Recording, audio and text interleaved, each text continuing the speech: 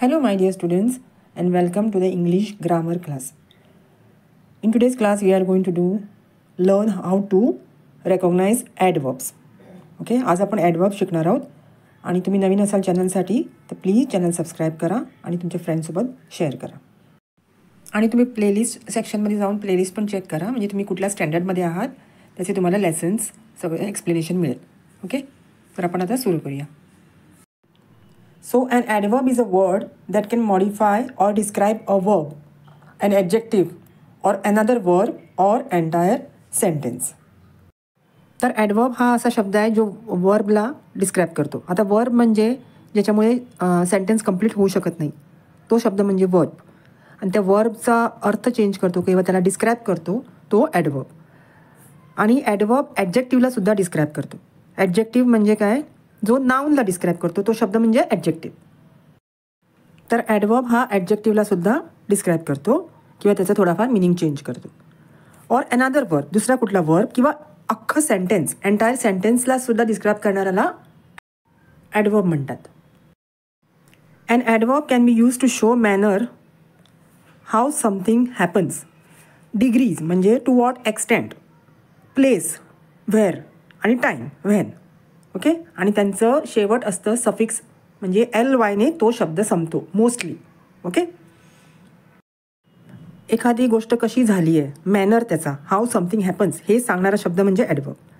तो कुठल्या थराला झाला, कितपर्यंत झाला, मोठा छोटा, डिग्रीज, ओके, ते एक्सप्लेन करतो तो शब्द ॲडवर्ब. कुठे झाला, प्लेस डिस्क्राईब करतो तो पण ॲडवर्ब. आणि कधी झाला, टाईम, तो एक्सप्लेन करतो तो पण ॲडवर्ब. आणि त्याचा मोस्टली LYने तो शब्द संपतो, नेहमी नाही पण मोस्टली. तर आता आपण काही एक्झाम्पल्स घेऊन तुम्हाला मी एक्सप्लेन करते. ॲडवर्बचे ॲडवर्ब असलेले सेंटेन्सेस मी घेतले आहेत, ते तुम्हाला आता सेंटेन्स बघितल्यावर लगेच कळेल. ओके, आता आपण सेंटेन्सेस बघूया. हां, सेंटेन्सेसचे एक्झाम्पल घेऊन करूया. शी सिंग्स ब्युटिफुली. आता इथे शी हे प्रोनाऊन आहे. ओके, सिंग्स हे वर्ब आहे. वर्ब काय असतं की ज्याच्यामुळे सेंटेन्सला मिनिंग येतो त्याला वर्ब म्हणतो आपण. तर शी सिंग्स म्हटलं तरी सेंटेन्स पूर्ण होते, पण ती कशी गाते आहे, how she sings beautifully. So जे वर्बला डिस्क्राईब कोण करत आहे, हा वर्ड ब्युटिफुली, त्यामुळे हा आहे ॲडवर्ब. ओके,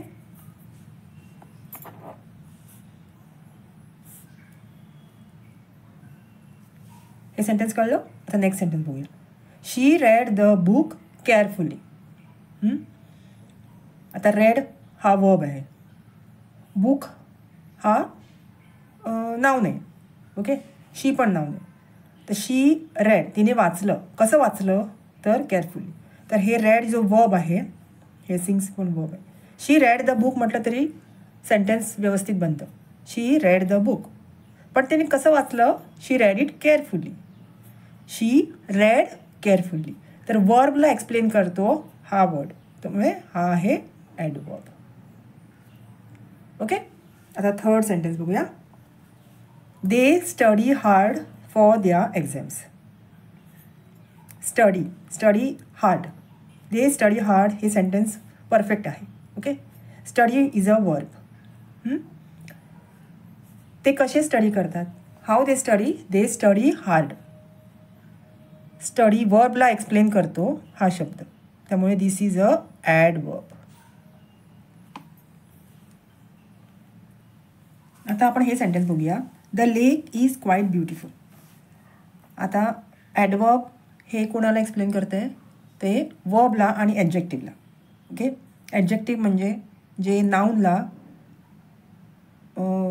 डिस्क्राईब करतं त्याला ॲडजेक्टिव्ह म्हणतात. तर लेक इज ब्युटिफुल, तर लेक हे नाऊन आहे, लेक कसं आहे तर ब्युटिफुल आहे. So beautiful is a adjective.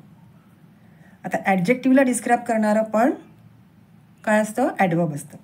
तर क्वाईट ब्युटिफुल, त्यामुळे हे adverb.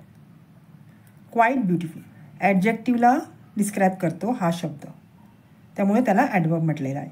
Okay, the lake is a noun, त्याला डिस्क्राईब करणारा ॲडजेक्टिव्ह, आणि ॲडजेक्टिव्हला डिस्क्राईब करणारा हा क्वाईट.